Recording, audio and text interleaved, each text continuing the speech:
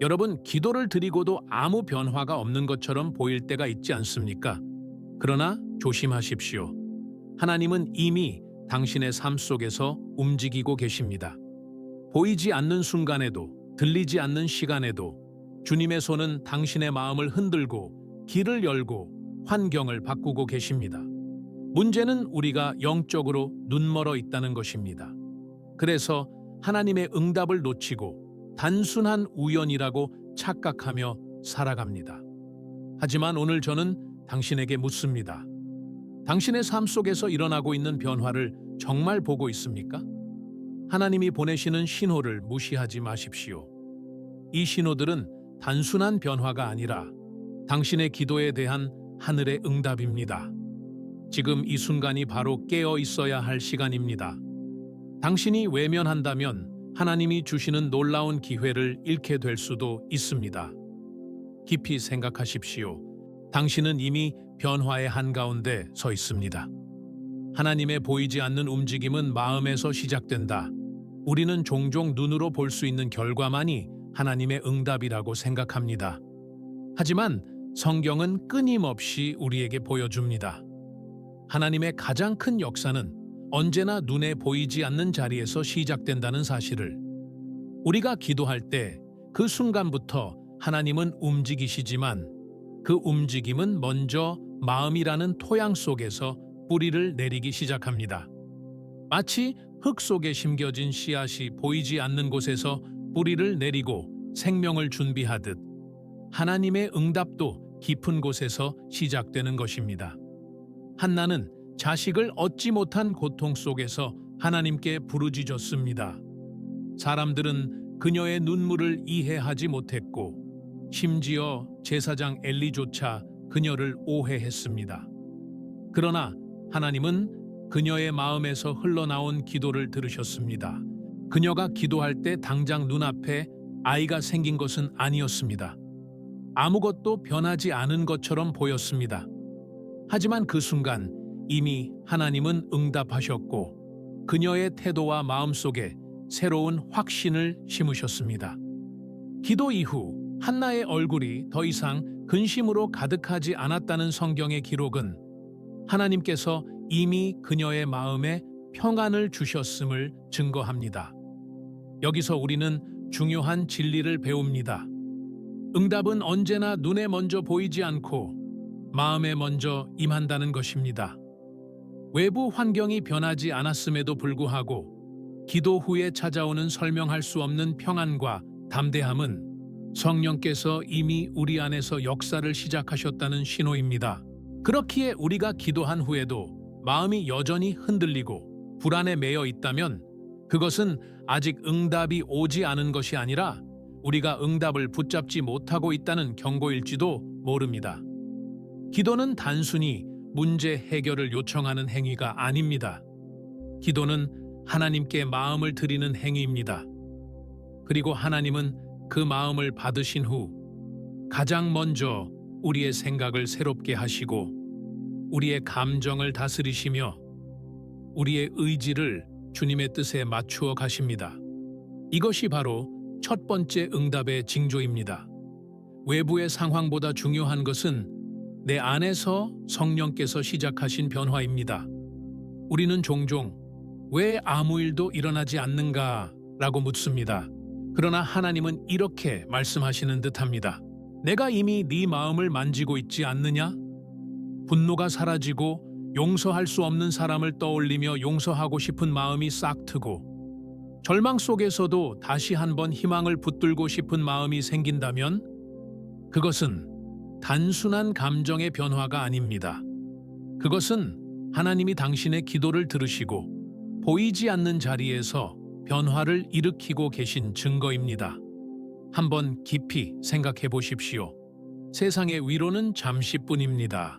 사람의 말은 순간적인 격려일 수 있습니다. 그러나 성령께서 주시는 평안은 환경과 상관없이 우리를 붙드십니다. 바로 그 평안이 임하기 시작할 때 그것은 하나님께서 이미 응답하셨다는 가장 확실한 표적입니다.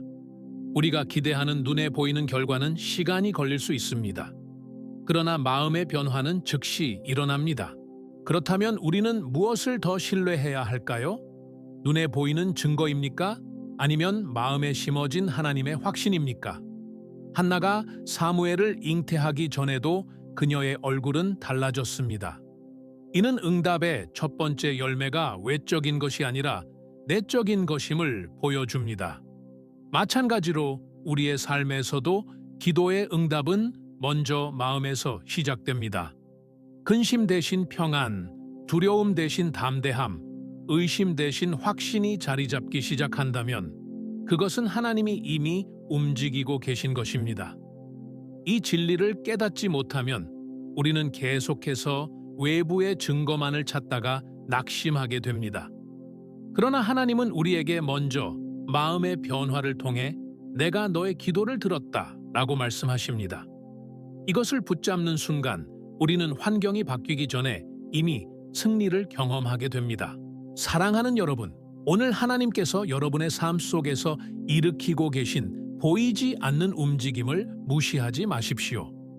작은 변화라도 그것이 성령의 역사라면 결코 가볍게 여기지 마시기 바랍니다. 기도의 응답은 하늘에서 불이 내려오는 극적인 사건으로만 나타나는 것이 아닙니다. 어떤 때는 내 마음 한가운데 스며드는 평안으로, 또 어떤 때는 새롭게 솟아나는 용기로 찾아옵니다.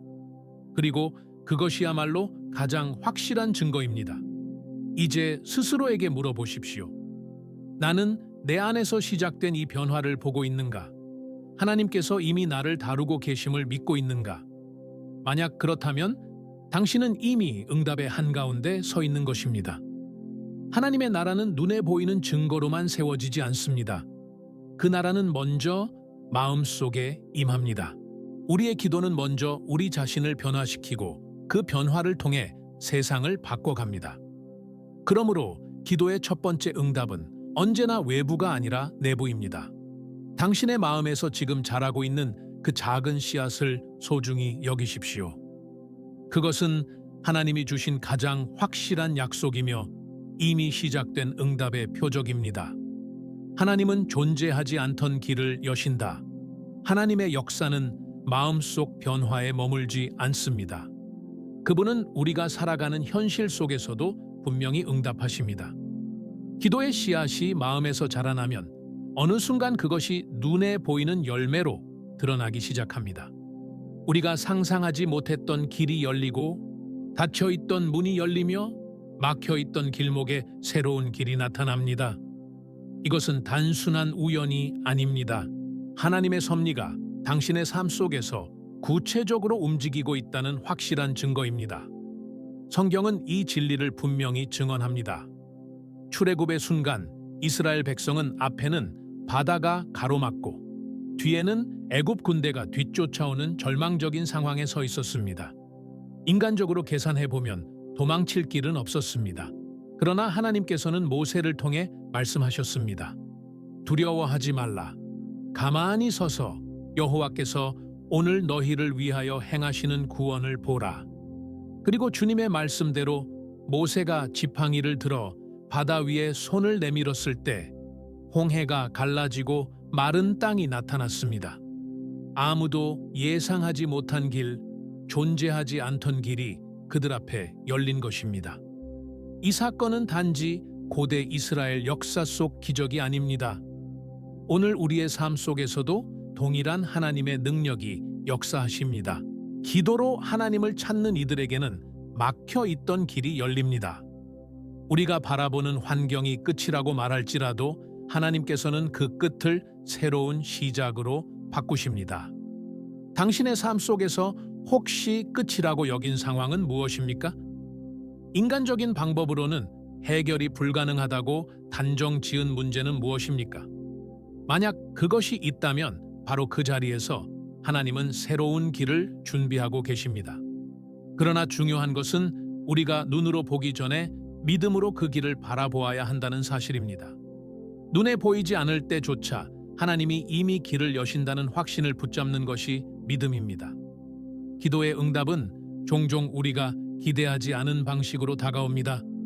우리는 특정한 문이 열리기를 원하지만 하나님은 전혀 다른 문을 여십니다. 우리는 인간적인 계획이 이루어지기를 바라지만 하나님은 더 크고 놀라운 계획으로 우리를 이끄십니다. 그러므로 하나님의 응답은 언제나 우리의 한계를 넘어섭니다. 그것은 우리가 생각한 길이 아니라 하나님만이 여실 수 있는 길이기 때문입니다. 홍해 앞에 선 이스라엘의 두려움은 오늘 우리의 두려움과 다르지 않습니다. 현실은 가로막히고 상황은 우리를 압박하며 도망칠 방법은 보이지 않습니다. 그러나 바로 그때가 하나님께서 당신의 권능을 나타내시는 순간입니다. 하나님은 끝없는 바다를 길로 바꾸셨습니다. 오늘도 그분은 여전히 불가능을 가능으로 바꾸시는 분이십니다. 우리는 여기서 중요한 교훈을 배워야 합니다. 기도에 응답하시는 하나님은 단순히 상황을 조금 나아지게 하시는 분이 아닙니다. 그분은 전혀 없던 길을 새롭게 만드시는 분입니다. 우리가 의지하던 모든 방법이 막혔을 때, 인간의 지혜와 힘으로는 설명할 수 없을 때, 바로 그 자리가 하나님의 기적이 일어나는 자리입니다. 한번 깊이 성찰해 보십시오. 혹시 당신이 붙잡고 있는 문제 앞에서 너무 오랫동안 좌절하며 길이 없다고 단정짓고 있지는 않습니까? 그러나 믿음의 눈으로 바라보면 하나님은 여전히 말씀하고 계십니다. 내가 길을 내리라. 광야의 길을, 사막의 강을 내리라. 우리가 상상조차 하지 못한 곳에 하나님은 길을 내십니다. 기도하는 자에게는 불가능이 사라집니다. 이것은 단순한 희망적 사고가 아닙니다. 이것은 성경이 반복해서 증언하는 진리입니다. 요셉이 감옥에 갇혀 있던 순간에도, 다니엘이 사자굴에 들어간 순간에도, 다윗이 골리앗 앞에 섰던 순간에도 인간적인 시각으로는 길이 전혀 없어 보였습니다. 그러나 하나님은 그 모든 상황 속에서 길을 여셨고 그것을 통해 당신의 이름이 영화롭게 되게 하셨습니다. 오늘 우리의 기도도 그렇습니다. 우리는 결과를 미리 알 수 없습니다. 그러나 믿음은 길이 보이지 않을 때 하나님을 신뢰하는 것입니다. 믿음은 현실이 막혀 있을 때에도 하나님이 이미 길을 여셨음을 고백하는 것입니다. 그리고 바로 그 믿음을 가진 자들에게 하나님은 길을 보여주십니다. 혹시 지금 당신의 삶 속에서 닫힌 문이 있습니까? 반복되는 실패와 좌절이 당신을 짓누르고 있습니까? 그렇다면 기억하십시오.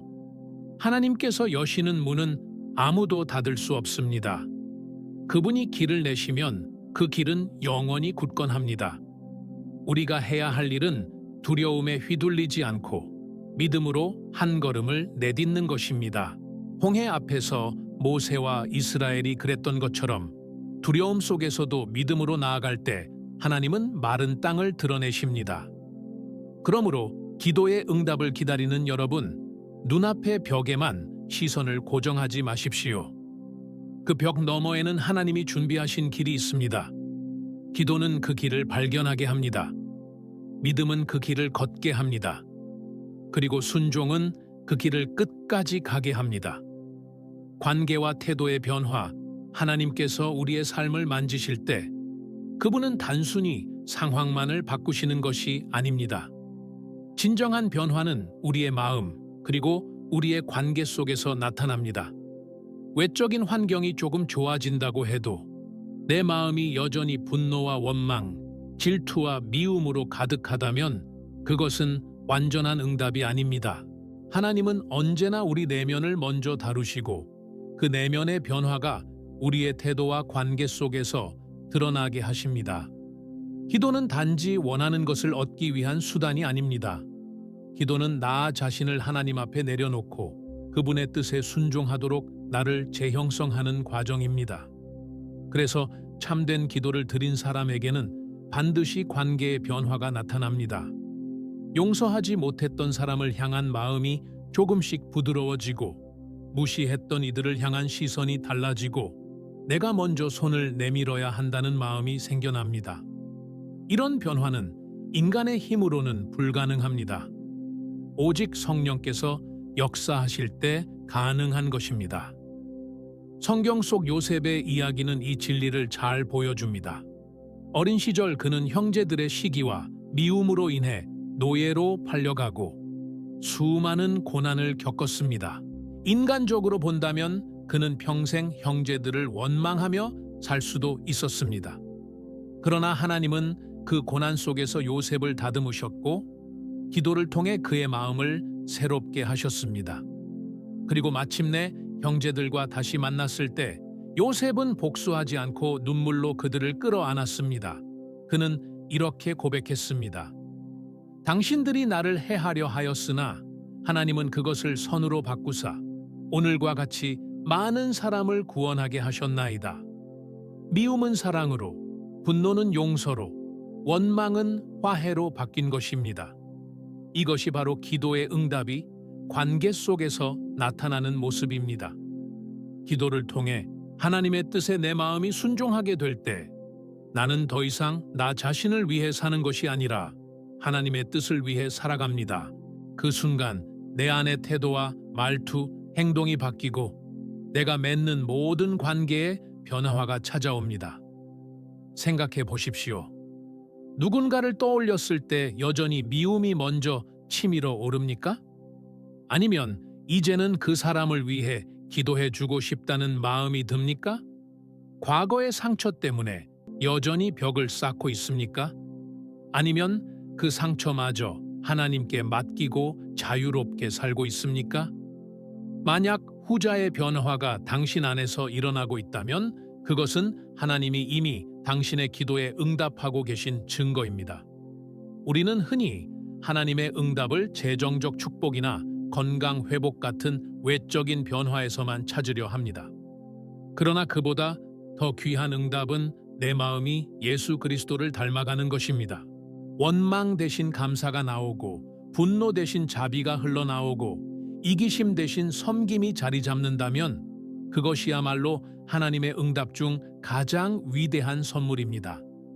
기도는 나를 하나님께 가까이 이끄는 동시에 나를 이웃과 가까이 이끄는 능력을 발휘합니다.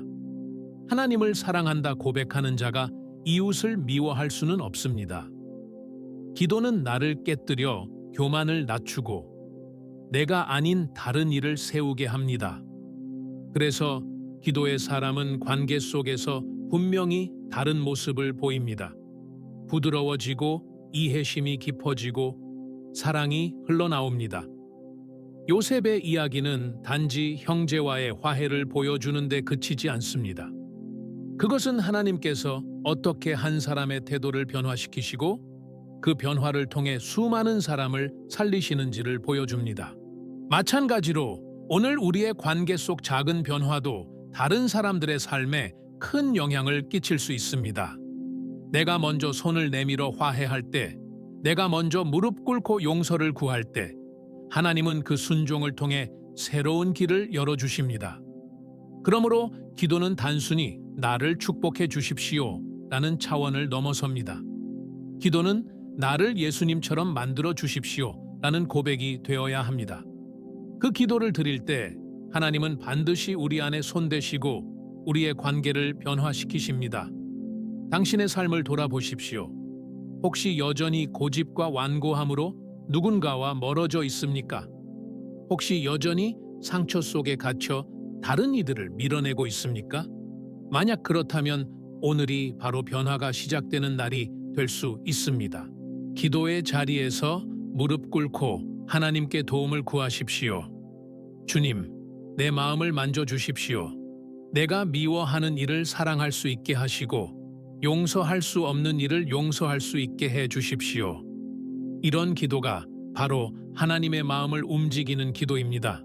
우리는 모두 완전하지 않습니다. 그래서 서로를 향한 오해와 다툼은 끊임없이 일어납니다. 그러나 기도의 사람은 그 자리에서 멈추지 않습니다. 기도의 사람은 더 이상 내 자존심을 붙잡지 않고 하나님의 사랑을 붙잡습니다. 그리고 그 사랑이 나를 통해 흘러나갈 때 관계 속에서 놀라운 회복이 일어납니다. 진정한 응답은 결국 그리스도를 닮아가는 것입니다. 우리의 태도와 관계가 변화될 때 세상은 그 속에서 예수님의 모습을 보게 됩니다.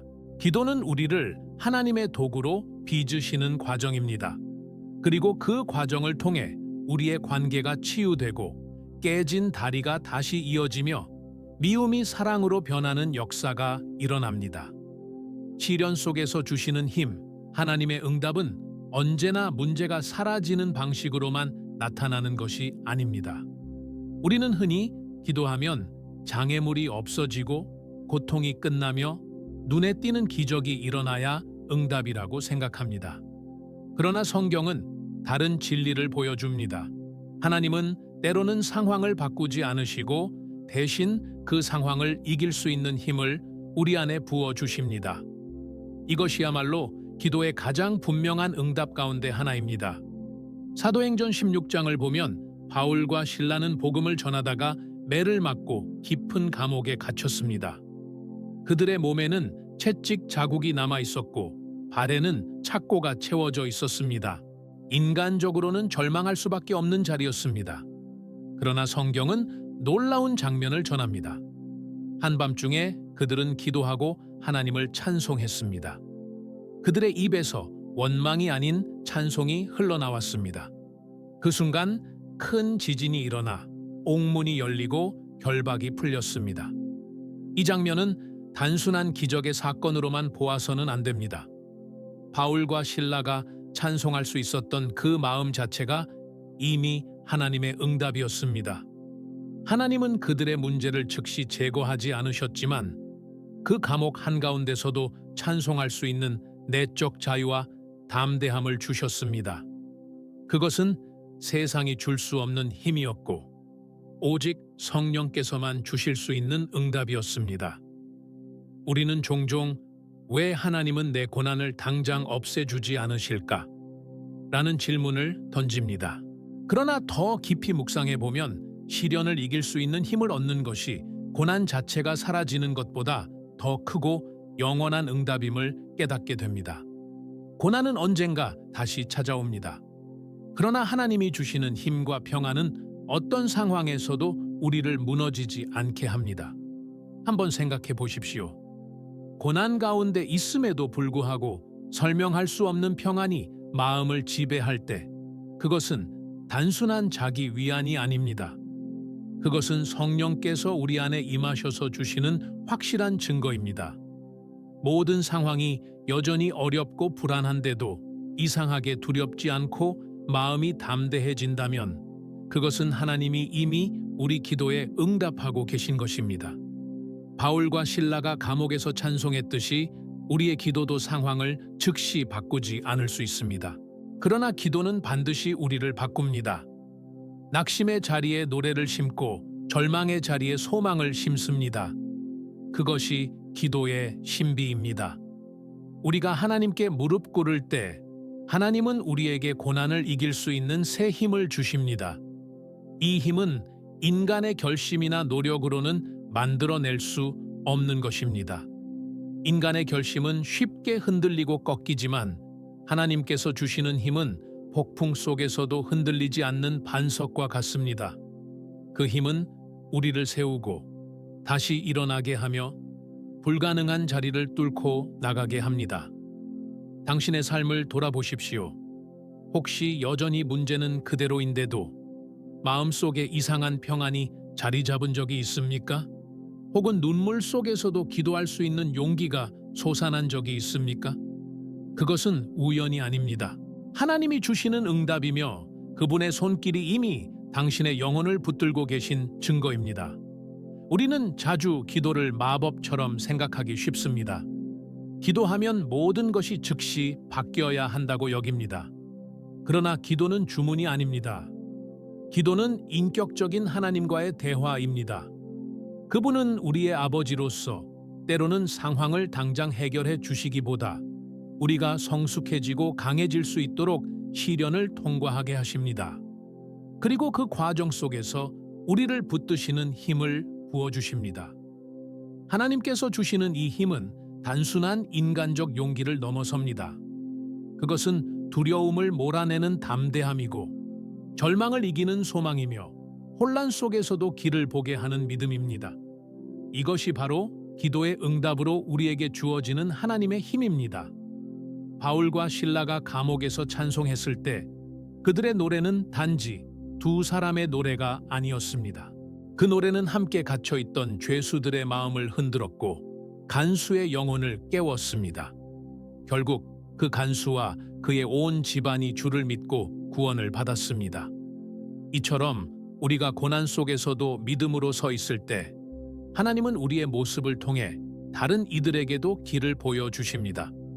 우리의 시련은 나만의 이야기가 아니라 다른 영혼을 살리는 하나님의 도구가 됩니다. 그러므로 시련 속에 있다고 해서 낙심하지 마십시오.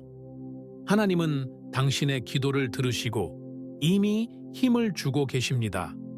아직 벽은 무너지지 않았고 사슬은 풀리지 않았을지라도 그 안에서 찬송할 수 있는 힘을 주셨다면 그것이야말로 가장 놀라운 응답입니다.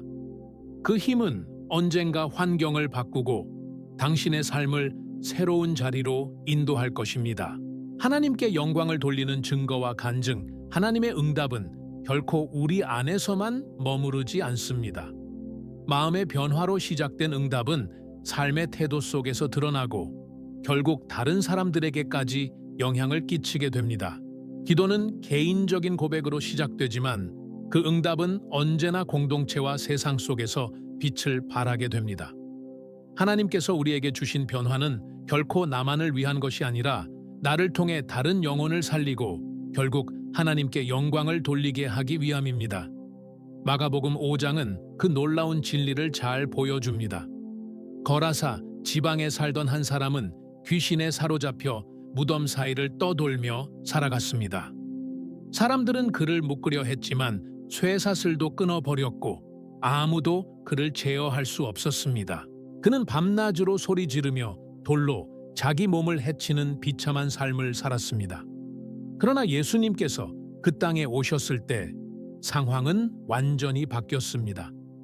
주님께서 말씀하시자 그 안에 있던 귀신들이 떠나가고 그 사람은 온전히 회복되었습니다. 성경은 그가 옷을 입고 정신이 온전하여 예수님의 발치에 앉아 있었다고 기록합니다. 그 변화는 단순히 개인적인 치유에 그치지 않았습니다. 그는 예수님과 함께 있고 싶었지만 주님은 그를 보내며 말씀하셨습니다.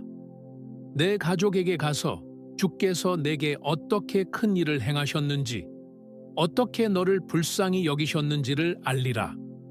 그리고 그는 곧 떠나 여러 지역에 다니며 예수님께서 자신을 위해 하신 일을 전했습니다.